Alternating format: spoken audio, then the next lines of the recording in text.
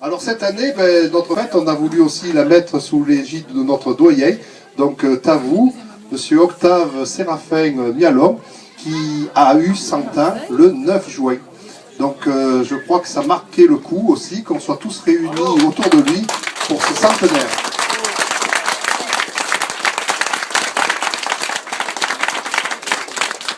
Effectivement, on n'a pas tous les jours 100 ans, et j'ai recherché dans les annales, dans les registres des choix, c'est le premier centenaire de Lesches, donc je pense qu'il méritait d'être célébré, et vos applaudissements lui vont vraiment droit au cœur.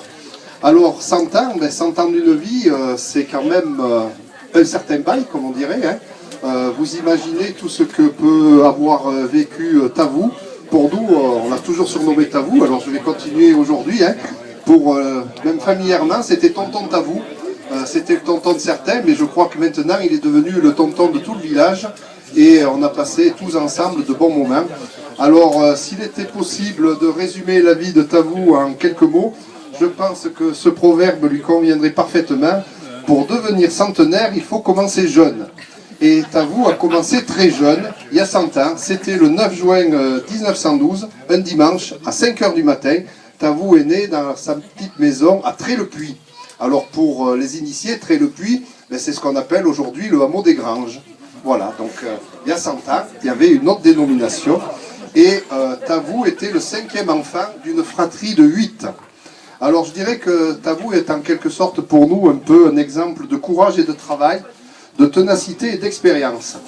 Alors si on avait un livre d'histoire, je pense que ça serait une encyclopédie qu'il faudrait, parce que tout ce qu'a pu vivre Tavou, je crois qu'on ne l'imagine pas tous autour de la table là, parce que imaginez, il y a 100 ans, Lesches. Lesches, il y a 100 ans, il y avait un peu plus de 200 habitants, il y avait des hameaux, le hameau des Granges notamment qui était habité, il y avait encore des personnes qui habitaient en bas au niveau des tours, et puis il y avait beaucoup de fermes qui étaient habitées, et malheureusement, la population commençait à décroître puisque Lesches avait été à son apogée en 1836 où il y avait 480 habitants. En 1912, il y avait 200 habitants. Aujourd'hui, on est une cinquantaine. Donc vous voyez le chemin qui a été parcouru. L'habitat était quasiment le même. Au niveau du hameau des Granges, les 5 maisons sont toujours les mêmes maisons. Donc il y avait la famille Mialon qui habitait et Tavou est né dans ce contexte. Et très jeune, il est venu à l'école à Lesches. Il franchissait le col Lagier pour venir ici. Il était épaulé par ses grandes sœurs, mais j'ai entendu dire qu'il était toujours très présent à l'école, très assidu, et c'est très souvent le cas lorsqu'on habite loin, on prend le temps, et il arrivait avant les autochtones, ceux qui habitaient au village. Alors comme il y avait son grand-père qui habitait sur le village, quand il faisait très mauvais, ou à midi, il mangeait chez le grand-père, heureusement qu'il n'allait pas retourner aux granges pour manger à midi. Alors je dirais que ce livre d'histoire, c'est en fait un siècle. C'est un siècle de vie à la campagne, c'est un siècle d'évolution. Je dirais que, bien sûr, comme toutes les périodes, Tavou a vécu des périodes de bonheur, mais aussi des drames au cours de ces 100 premières belles années. Et je voudrais rappeler qu'il est né sous la Troisième République. Troisième République qui a commencé en 1870. 1870, c'est l'âge où a été planté ce peuplier qui nous abrite aujourd'hui. Donc vous voyez, on a aussi un autre centenaire qui se porte très bien, puisque ce peuplier a été planté pour célébrer la Troisième République. Alors, la Troisième République, lorsque Tavou est né, c'était Armand Fallières qui était le président de la République. Armand Fallières, président de la République de 1906 à 1913. Poincaré était le président du Conseil, et au niveau de la commune de Lesches, c'était Pierre Armand qui était le maire. Alors en 1912, à Lesches, 3 naissances. André Moulon, donc le papa de Jean-Guy, Marguerite Grolon, et puis donc Tavou, Octave Séraphin Mialon, qui est né le 9 juin. Alors, au niveau de la France, je dirais que tu as eu des conscrits très illustres. Michel Debré, résistant, premier ministre du général de Gaulle, qui est né aussi en 1912. Lucie Aubrac, que beaucoup connaissent comme très grande résistance. Et puis, le 5 août est né Henri Grouès. Alors Henri Grouès, pas grand monde le connaît, mais une institutrice en face de moi a dit que c'était l'abbé Pierre. Effectivement, l'abbé Pierre était beaucoup plus connu sous son nom d'abbé Pierre, et il est né aussi en 1912, c'était le 5 août. Alors parmi les événements marquants, 1912, c'est le naufrage du Titanic. Je crois qu'on en a entendu beaucoup parler, vous avez tous beaucoup vu le film. Le Titanic, je le rappelle, malheureusement a été emporté par un iceberg et en 3 heures, il a coulé. C'était aussi 1912. Et puis en 1912, un grand pays est né, la République de Chine. C'était la création de la République de Chine. Ça a été aussi, pour les initiés, le premier numéro de la Pravda, le journal officiel de ce qui allait devenir après le Parti soviétique. Et puis, pour les naturalistes, j'en ai vu quelques-uns autour de la table, c'était la naissance de la Ligue de la protection des animaux, la LPO, qui est née aussi en 1912. Pour les sportifs, c'était les 5e Jeux olympiques à Stockholm, et puis c'était le premier cargo qui a traversé le canal du Panama. Donc 1912, c'était aussi, malheureusement, la veille quasiment de la Première Guerre mondiale. Et sous ses yeux, malheureusement, je dirais que Tavou a vécu 2 guerres mondiales, 1914-1918, 39-45, 2 guerres de décolonisation. Ça a été la guerre d'Indochine, ça a été la guerre d'Algérie. Plus tard, après, il y a eu des guerres beaucoup plus proches, que ce soit en Yougoslavie ou que ce soit le Golfe. Donc on a vu que chaque fois qu'on disait « c'est la dernière », il y en a eu encore beaucoup, et malheureusement, la dernière, je crains que ni vous ni moi, nous la voyons, parce que malheureusement, l'homme est ainsi fait. Alors, au niveau de l'évolution, je crois que ça a été faramineux ces 100 dernières années. L'eau sur l'évier, 1912, on était loin d'avoir l'eau sur l'évier. Même aux granges, il y avait l'eau, il y avait des sources, beaucoup plus qu'à Lèche. Lèche, le village, on a passé notre temps à chercher des sources, jusqu'en 1976, où on a fait monter l'eau de Beaumont. Mais pendant ce temps, combien de temps on a cherché l'eau avant que l'eau arrive sur l'évier? Lèche, c'est 1953. Donc vous voyez, l'électricité, les années 30, arrivée de l'électricité. Le téléphone, aujourd'hui on a le téléphone portable, le pylône qui est en face, qui nous irrigue depuis un certain temps. À l'époque, il n'y avait même pas le téléphone. Après, on a découvert le téléphone avec la cabine téléphonique à Lèche, le téléphone chez la mémé Joséphine, mais ailleurs, toutes les maisons n'avaient pas le téléphone. Aujourd'hui, toutes les maisons ont le téléphone, et je pense qu'autour de la table, là, tout à l'heure, on va entendre des téléphones portables qui vont sonner, il va y en avoir beaucoup, et je pense qu'en 1912, on ne pouvait pas imaginer tout ce qui allait arriver. Internet, aujourd'hui, tout le monde a l'iPad, tout le monde a l'iPhone. Internet, t'avoues, ils ne savaient pas ce que c'était jusqu'à maintenant. Ils n'ont pu le voir. Et puis alors, quelque chose qui a pu révolutionner la vie des familles, ça a été sans aucun doute la machine à laver le linge. En 1912, c'était les bugadières, c'était la cendre, c'était le linge qu'on étendait sur les champs. Et puis, bien sûr, la machine à laver la vaisselle. Puis je pense qu'une autre révolution qui a changé beaucoup, ça a été le réfrigérateur et après le congélateur. Parce qu'en 1912, ça n'existait pas. On tuait le cochon, on mangeait le cochon, on le salait, on gardait les éléments pour pouvoir durer le plus longtemps.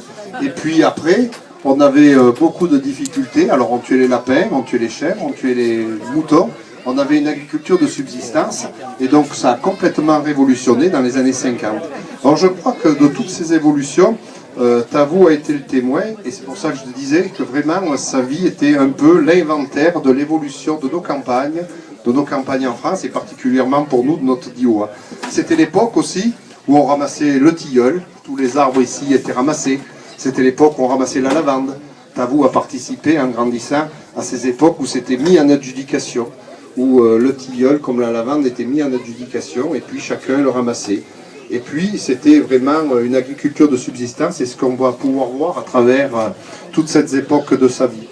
Alors, je vais rapidement brosser la période de sa vie. Donc, Claude m'a été d'un grand secours pour essayer de retrouver un peu tous les éléments qui ont pu marquer cette période. Alors, je dirais qu'après la naissance, Tavou, je l'ai dit tout à l'heure, est venu à Lèche, et il a obtenu son certificat d'études à 13 ans. Après, c'était l'époque où on travaillait dans les champs. Je vois tous les anciens autour, que ce soit à Borrières comme Charles, ou que ce soit à Lèche comme les plus anciens, on participait aux activités de la ferme. Et puis on essayait de trouver des activités annexes. Donc ça a été la période du reboisement, ça a été la période où on cherchait de l'eau, ça a été la période de l'électrification, ça a été la période où la voie ferrée avait été installée, 1898, mais derrière il fallait l'entretenir. Et puis après, comme tout un chacun, service militaire. 1933-1934, service militaire à Grenoble, régiment d'artillerie. Puis après, Tavou a réussi à trouver du travail.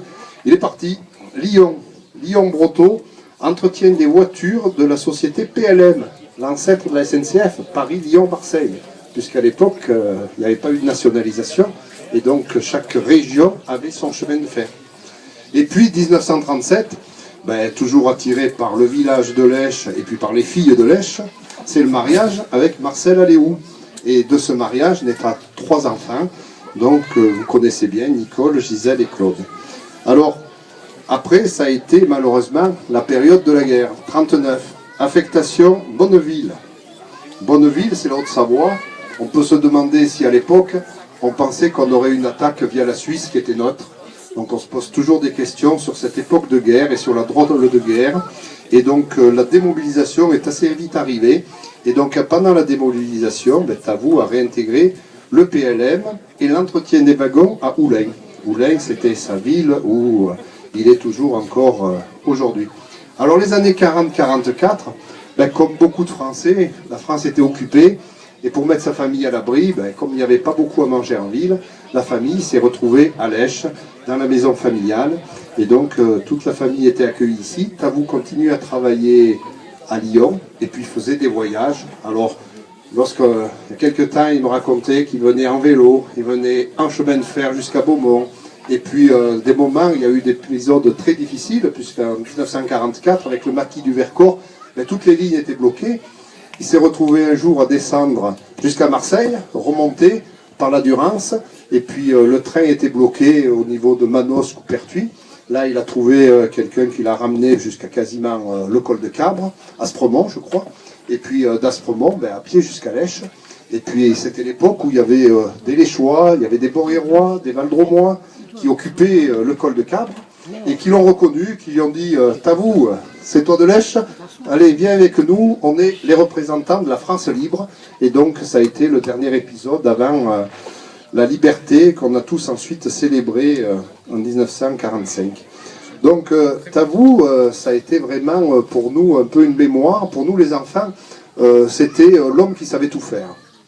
Lorsque Tavou est arrivé à la retraite à Lèche, dans les années 70, je crois, pour nous, c'était le coiffeur du village, c'était l'homme qui touchait à tout, c'était le bricoleur né.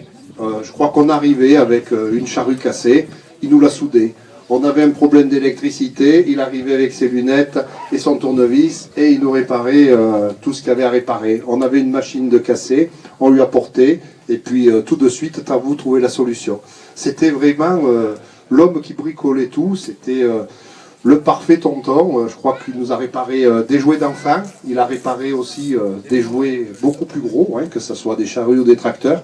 Et puis après, il y a eu son épisode où il avait fini de restaurer sa maison, où il était encore en bonne santé, où il a décidé de baliser tous les cerfs.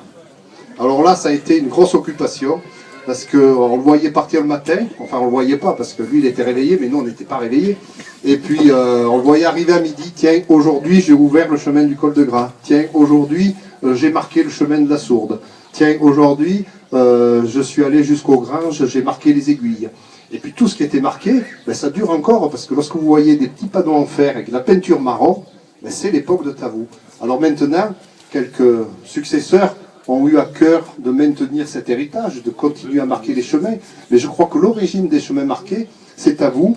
Et puis il y a aussi une autre chose, je crois que c'est un peu ce qui nous fédère tous, toute la population aujourd'hui réunie, c'est la fête de la lavande.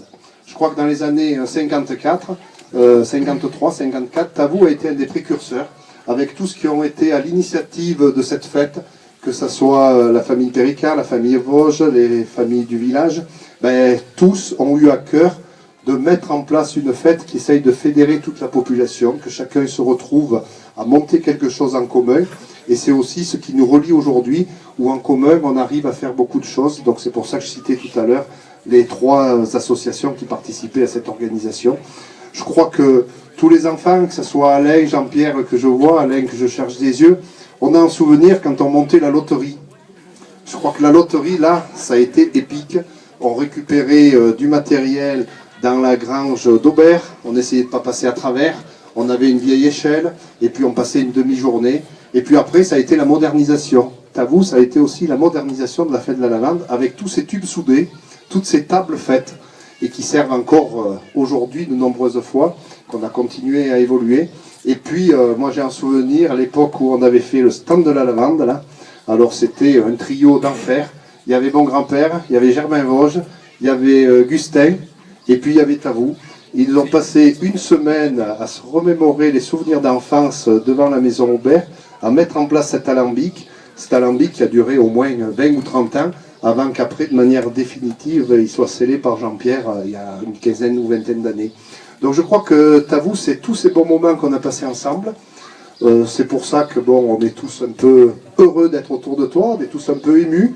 On se rappelle tous ces bons souvenirs. Je crois qu'aujourd'hui, chacun aura en tête les bons moments passés.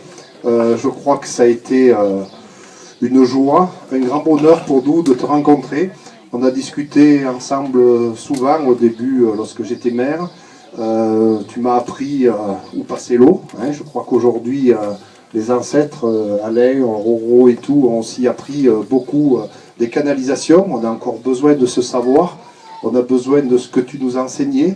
Les marques sur les murs des maisons pour symboliser les vannes, c'était toi aussi. J'oublie beaucoup de choses qui ont été faites. Mais je crois qu'aujourd'hui, on voulait vraiment toute la population te rendre hommage à travers ce 14 juillet qui pour nous est bien sûr très symbolique et pour toi aussi, pour toute la famille. Donc merci à Gisèle, Nicole, les petits-enfants et Claude d'avoir pu nous permettre d'organiser ta venue autour de cet apéritif. Et puis vous êtes toujours les bienvenus et puis on te souhaite bien sûr la vie la plus douce possible et la plus longue possible, donc que tu sois toujours en bonne santé. Et puis on aura toujours en mémoire ces bons moments. Alors pour symboliser un peu ces bons moments passés, j'ai prévu de te remettre la médaille de la Drôme.